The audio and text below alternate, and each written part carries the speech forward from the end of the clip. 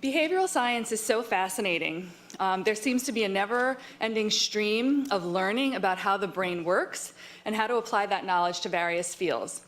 And I'm particularly interested in the subject and fascinated by how the unconscious mind affects decisions and actions. I'd like to introduce Professor John Bargh, who is a professor of psychology here at Yale University. He founded the ACME Lab, which researches unconscious influences on judgment, motivation, and behavior. Originally from the Midwest, Illinois, where he grew up, and Michigan, where he earned his doctorate, Professor Bargh moved out east, joining the faculty at NYU and finally Yale. He has won many science awards for his work, including the Guggenheim Fellowship, but instead of naming all 6 of the ones that I know about, I think I'll just let him talk. Please welcome Professor John Bargh.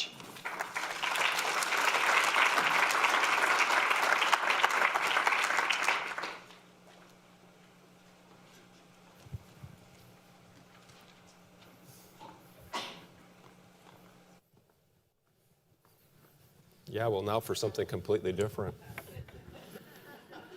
Wow. My head's still spinning. So the idea of an unconscious mind has been around for quite some time, of course, and what's different is that in the last 40 years, we've actually have a body of research, systematic and scientific understanding of the unconscious mind, which we didn't have before, and it's very different from the Freudian version. I'm hoping I can do this right. Not yet. Not yet. Here we go.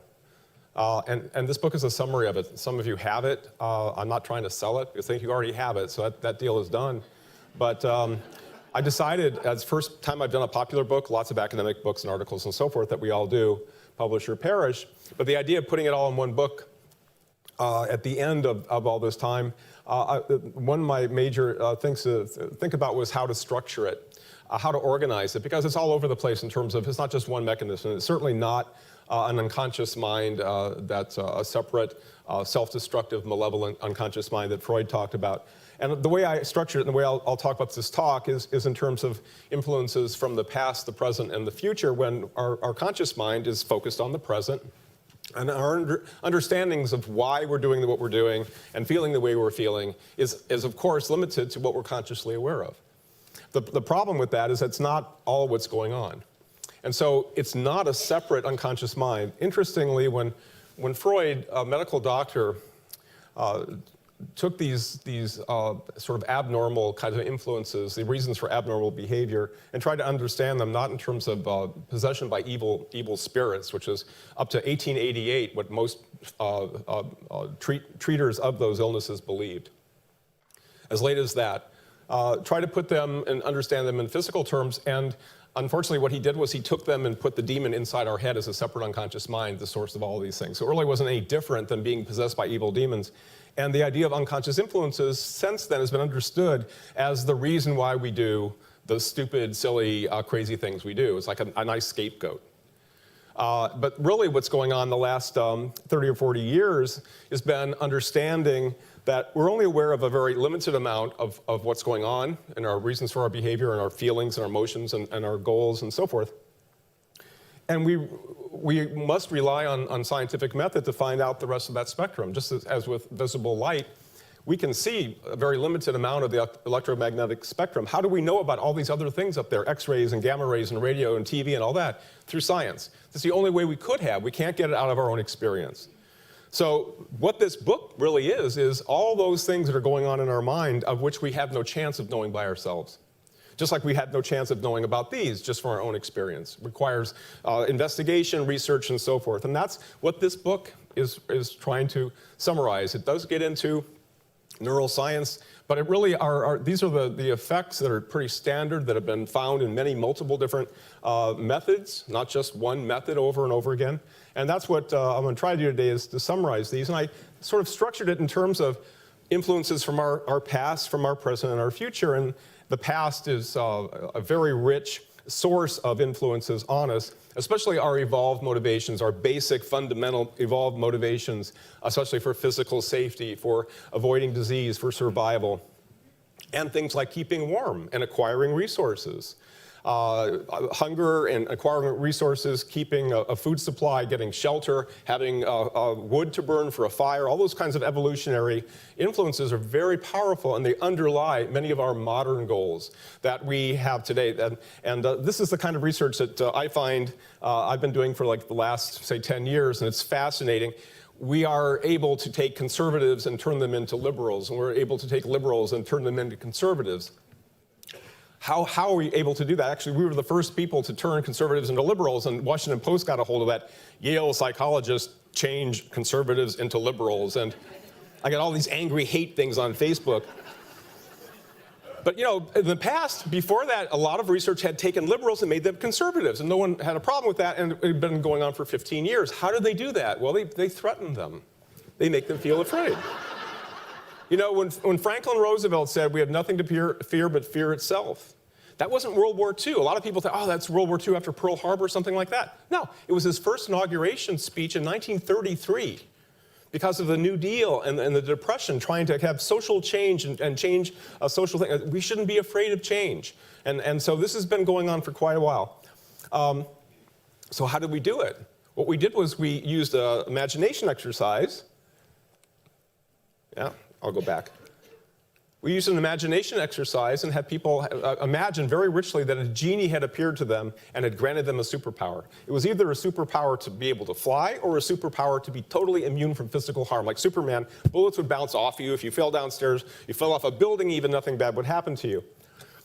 The fly condition did nothing in terms of changing anyone's attitudes, but if conservatives felt completely physically safe and had just imagined that very richly, their social attitudes towards same-sex marriage and legalization of marijuana and all the classic ones that divide us were the same as liberals, the same as Democrats, the same as students who had more liberal viewpoints. Even on a basic question of resistance to social change and cultural change, they were now identical. Now, of course, temporarily. We're not changing anybody forever, but just by imagining being totally physically safe, it did the opposite of what those studies did that made liberals into conservatives through having them be afraid. Attitudes towards immigration are moved around to the extent you're worried about a flu virus or other kinds of pandemics in society. If we remind people about the flu when it's raging, the latest epidemic, but then find out later if they've had the flu shot or give them a chance to wash their hands with Purell or some kind of disinfectant. If you raise the threat and they're not protected, their attitude towards immigration becomes more negative. If you give them the chance to wash their hands or they have had the flu shot, reminding them of the threat, they feel safe from it, their attitudes towards immigration becomes more positive. What's going on? These are underlying motivations that are affecting things at the higher levels of our abstract thinking. Immigrants are like an invasion of people from another culture into our culture, just like viruses, metaphorically, or bacteria are coming into our body and affecting our physical body. These are very old brain kinds of systems, but they're underlying these more, what we think is going on with more reasoned political and social attitudes. That's just an example. Physical warmth, and again, this is from 10 years ago. As it turns out, we didn't know this at the time, 2007, we had people form an impression of somebody, classic social psychology. And before they came in, we had them briefly hold a glass or a cup of hot coffee or iced coffee. And it was just like, oh, I have to get your papers, hold this for a second. And it was either hot coffee or iced coffee. If they had just felt something physically warm, they liked the person more, thought he was more trustworthy, more generous, more pro-social. If they had just held the iced coffee, they thought the person was not to be trusted, cold, and didn't like that person as much. The only difference between those two conditions, had they just touched something warm or cold. Like we think of the words warm or cold for people, it turns out, after 10 years of research, especially at UCLA, that human insula, a walnut-shaped part of the brain right in the middle, connects those two. There's a connection. If people hold something warm, the same area of insula becomes active as when they think about their family and friends. If they've just held something cold, the same area of insula becomes active as when they're betrayed in an economics game, like the dictator game. Someone keeps all your money and doesn't give you your share. So coldness and warmth, physical coldness and warmth, are very much hardwired, attached to social warmth and social coldness. Which I gave an interview to Parents Magazine a few months ago and says, look, this is how infants know who they can trust. It's the physical cue, the physical warmth of being held close, breastfeeding, or being held close by the parent is an actual cue over ancestral eons that infant can trust you. The infant who doesn't know anything else is totally ignorant, but that physical warmth is the cue for social warmth. They have your best interest at heart, and you can trust them, or not. So I advise parents to make use of that. Hug, hug, hug, hug, hug, hold, hold, hold, warm, warm, warm. Don't tell your kids what you're doing, it'll blow it. And there's effects of our personal past, not just evolutionary past. The story that's not my family, I'm sorry. That's not me over there. That's not me over there. But I have a daughter now who's 12, and when I was working on this book the last 10 years, she was very young, a big fan of Lightning McQueen and the Cars movie. And she had a Lightning McQueen car she'd run around the house with, and she had a Lightning McQueen chair and a little blanket, and we watched Cars about 50 or 60 times at least. Then she's 5 or 6 and wants to watch a movie that night. Okay, we're looking through, how about we watch Cars? We haven't seen that one for a while. She looks at me like, what are you talking about? She had absolutely no memory of ever seeing that movie at all. And she's looking at me like, I don't know what you're talking about. Mater, No, have no memory. And she's telling me this from sitting in the very Lightning McQueen chair that she's been sitting in for the last 4 years, and she's still telling me that. But we all have that experience as parents. We have those shared memories, right? We think with those, when the kids are that little, and then they lose it, just like we've lost our memories for that. Doesn't mean nothing happened at those ages, nothing important happened. So there's research now from Jeff Simpson at the University of Minnesota who's been tracking children whose attachment to their mother was measured in the 1970s at age 1 year. They measured how attached the child was to their parent, but then they followed them up. They're now almost 30. The more attached they were, closer bonded they were with their mother at age 1, the more friends they had in grade school, the more adjusted and happy they were in high school, and the fewer breakups in relationships they've had in their 20s. That's just from being measured at 1 year. So these early experiences in life play out the rest of your life, but you have no knowledge of that because it's totally opaque to you because of childhood amnesia. It's another way an unconscious influence can be there and you have no explicit memory or knowledge or awareness to do anything about it, or to know why you're doing what you're doing at the moment. The present, there's lots of things going on in the present besides what we think is going on. One big one is imitation and mimicry. Flocks of birds, schools of fish, herds of antelope, and of course, us. And infants just soak up and imitate like crazy, soaking up what the adults are doing to learn what it is they're supposed to do in these different situations. They're just soaking it up like crazy. There's network research, social network research now. Nicholas Christakis here at Yale, James Fowler, they have books on this. But they find in large social networks like alumni associations or other kinds of organizations that behavior of one person spreads throughout that organization, throughout that network, 3 or 4 levels deep with these two people not even knowing each other. Things like cooperation, obesity, depression, happiness, and many other things spread. Facebook was notorious for a study a few years ago where they found mood spreads among Facebook friends 3 or 4 levels deep, and it lasts for 3 or 4 days. They manipulated the news feed to make it more positive or more negative. That was the scandalous part, that we're being manipulated in our moods, 20% up or down. But that affected the poster's own mood as expressed in their post for the next 3 or 4 days with 700,000 people. So definitely contagion imitation is happening. We've done a sort of laboratory studies showing this with videotapes as well, but it's a big effect. The other thing we found back in the day in the 1990s at NYU was that when you are being imitated in an interaction, we had the Confederate in the study just take on the same body posture and leaning the same way and touching the face, trying to be like a mirror image of the person as much as possible, found out that the person being imitated or mimicked liked that person more and thought this interaction had gone more smoothly. And it turns out that just the natural looking at each other, empathic people who are more empathic turn out to be the ones who just pay more attention when they're interacting with somebody. They look at them. And now if you notice, Mutual of Omaha, Edward Jones, and other TV ads and print ads just basically show the person, the advisor, just looking and paying attention to the client or to the other person. All you have to do to have the natural mechanism kick in, have greater liking, bonding, and so forth, is just pay attention to the other person. And that really means just look at them and watch them. That'll allow you naturally to mimic and imitate them without even trying to, and that'll create more bonding and liking. Well, these are the psychology laboratory studies, but then you take them out in the field.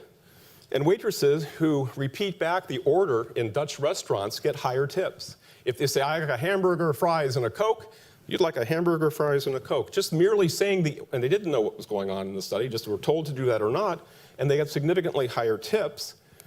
French department store selling MP3 players, a paper came out about whatever the math is on that, 7 years ago. If they repeated back what the person said when they came into the MP3 section of this department store, hi, I'd like to buy an MP3 player for my grandson, he's turning 13 next week. Oh, you'd like to buy an MP3 player for your grandson, he's turning 13 next week. Sounds dopey. But if they did that, 80-something% sales versus 63% sales.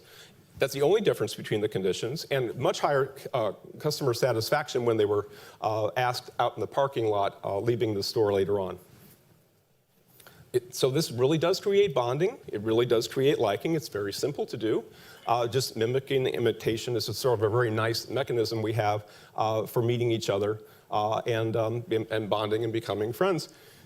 How does the future affect the present? I mean, it's not impossible. It's like time travel, right? How can the future affect things in the present? Well, it happens because in our minds, we're often in the future. Our minds are often on our goals and our motives, the things we need to get done, the things we want to accomplish. And so we're thinking about the future a lot. We're preparing for it, planning for it, getting ready for it. Things that are due, things that are coming up, things that are going to happen occupy our mind. Often it occupies our mind without our realizing it consciously. It's still running up there. And so that's what the last part of the book is about. Certainly, we have to be careful what we wish for because the goals actually that we have change how we see the present. They change what we like. Things that are good for the old line used to be, you know, if it's good for General Motors, it's good for the United States. This is, if it's good for the goal, it's good for you. And so the goal can change what you think is moral, what you think is honest, what you think is right or wrong. It can change the health risks that you take and so forth. So for example, another Dutch field study, and this was in a grocery store, with recipe flyers coming into the store, emphasizing in subtle ways healthy eating and dieting. And then they saw that, they probably just tossed them in the basket, and then they found out what they had bought at the end of the shopping experience by looking at their receipts. Took a photograph of it and coded it in terms of how many snack foods versus healthy foods the person had bought. It turns out if they had seen this recipe flyer with healthy eating in there, they spent significantly less money on snack foods compared to a control condition, and these are only for people who are obese. These are only for people who would have the goal of dieting and eating healthily, not for everybody. So these manipulations really affect people based on the goals they already have, but they can be moved around. They have no awareness or memory and could not tell you at the end that anything on this recipe flyer affected their purchasing. In fact, a lot of them said, you've got to be crazy. You know, why would that change what I was going to buy? I was going to buy these things anyway. But it's a very big difference. It's pretty typical of these kinds of studies. University of Minnesota undergraduate women have generally negative attitudes towards tanning salons and diet pills, except if they've just been on a dating website like Tinder, because that triggers the attraction, mating, finding a partner, being attractive kinds of goal. Then you take them down and you ask them attitudes after that. Suddenly, their attitudes towards tanning salons and diet pills are significantly more positive. Also, they think that there's less of a health risk involved. So the goal changes their values, changes what they think is risky for their health, and changes their opinion while that goal is operating. Back to the hidden future. The unconscious never sleeps. This was fun for me because when I was writing the book, I actually wrote this book in 6 months. Now, of course, I've been thinking about it and working on it, spinning my wheels for years before that. But suddenly they gave me a drop-dead deadline. December 1st, 2016, it had to be done, finally. I had 3 years. And it focuses the mind very well to have that kind of a deadline. And I started in June and wrote about a chapter a week or 10 days over the next 5 or 6 months. I don't know how it happened. I look back and I don't know how this happened, but all I know is that it was running. So when I woke up and got my daughter on the school bus and got in there to work 5 or 6 hours every single morning for those 6 months, and I still had my day job. I was still teaching at Yale. I still had my students, my lab, and everything else. This was on the side while I had that job. Things were prepared for me. Things were ready to go. I saw how things should flow and be organized. Archimedes, of course, the famous Eureka experience while he's in the public bath, and then he runs naked through the streets of Syracuse. This idea comes to him out of the blue. We have tip of the tongue kind of effects where we're trying to remember something and can't, right? And we're really trying. We know it, but we just can't remember it. And then 5 or 6 hours later, we're watching TV or we're having dinner, and suddenly the answer pops in our head. We forgot we were even trying to remember that. But it was running in the background because it was important to us at the time to try to really remember it. We wake up in the middle of the night, those things that we need to get done, those pressing things that are not done yet, the goals, the things we have to accomplish, immediately jump into our mind, especially if they're really deadlines that day or something that's worrisome, like a health problem or whatever. And the best way to get out of this situation is to turn off that goal by making a plan, by saying, okay, 9 o'clock in the morning when the doctor's office opens, I'll call and make an appointment. Or as soon as I get up in the morning, I'll start working on that paper that I've been putting off for 2 weeks, or whatever it is. That's how you turn it off, but it's there running, just waiting for you to wake up so it can jump on you and nag you and not let you sleep the rest of the night. I read a lot of Sherlock Holmes last fall, read the complete Sherlock Holmes, all the short stories, all the novels. Sherlock Holmes often gets stuck. And what's he do? He does something else for a while. He goes and does something else. He plays the violin, he takes cocaine, whatever Sherlock Holmes does. And he comes back to it. Oh, my mind, Watson is so refreshed, and he has a solution. He has a breakthrough and stuff like that. Well, maybe it's refreshed, but also what he's doing is allowing it to run unconsciously and maybe come up with some answers. And this is why the alligator's here, because what started my book was I was stuck, couldn't understand a phenomenon coming in my field, especially the infant and child studies, and how they could possibly be true given our assumptions in our field. And I had a dream when my daughter was about 6 months old. And she would never take a nap, and I was exhausted. And I went in and fell down face first on the bed in the fall morning about 12 years ago, and had this alligator dream. I don't have time to tell you the alligator dream, it's in the book, but the alligator dream changed everything. I had a total insight into what's going on. And the answer basically, like sometimes happens, came to me in a dream. Only because I was working on it for so long, 10 years or so, thinking about it so hard for so long. It finally did the work for me while I was doing something else, which was sleeping. So some people worry about all these unconscious influences, and we can be controlled. Maybe consumers are worried they can be controlled. But what I would say is this. You guys are the consumers, right? Your mind is the same as theirs. Theirs is the same as yours. And the things that I would say to people about you having mind control apply to their minds as well. That really, if you know about these kinds of effects, you can do something about them. The worst thing to do is pretend you're the total captain of your ship and soul, and nothing affects you besides what you know and what you want. And then unfortunately there's things like winds and currents and things that are going to take your ship and crash it into the reef if you're not aware of these other influences besides what you are trying to do yourself. So being aware of them is the first big step, and then you can go through all of these. Sometimes these magazines and places ask me for life hacks. I came up with 17 of them in half an hour because they just fall out of knowing how these mechanisms work. Best way to form an impression, just pay attention to the other person. Best way to pay attention, just to look at the other person. Just keep your eyes on them and listen to them. And a lot of nice things follow from that very easily. Use that mechanism, and companies and advertising is using that right now. This contagion effect, hey, we have more power.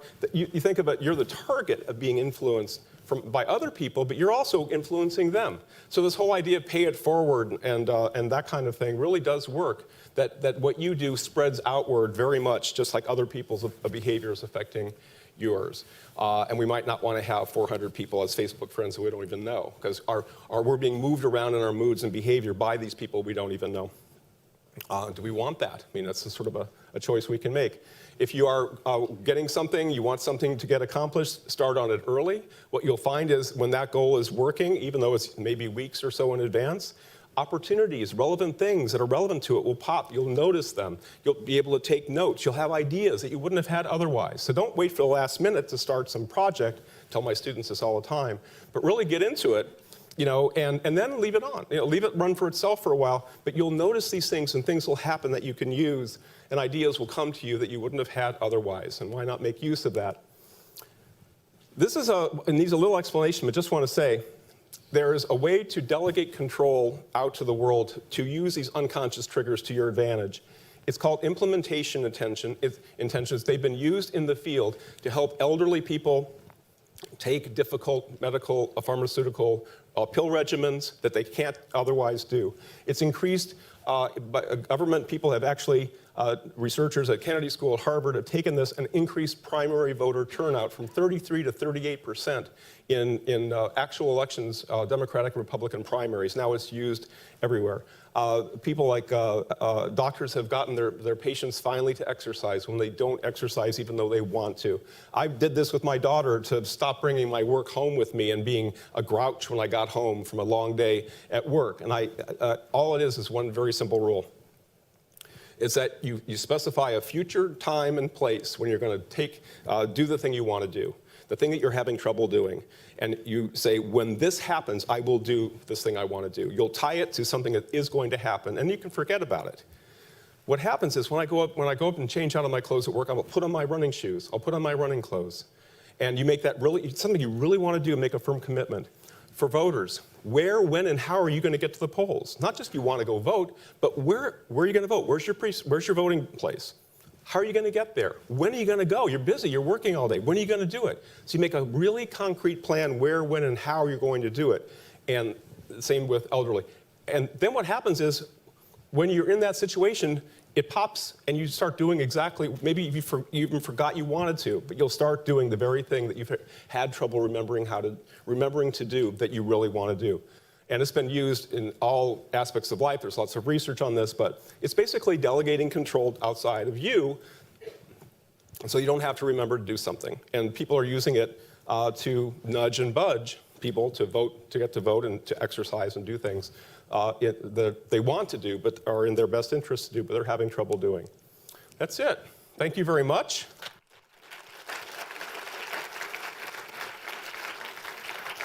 There's how to reach me, and we do have a Facebook page. I put all talks and interviews and media kinds of things up there over the last year, and these things have happened. So that's there for a resource if you want. But really appreciate being invited. Thanks a lot.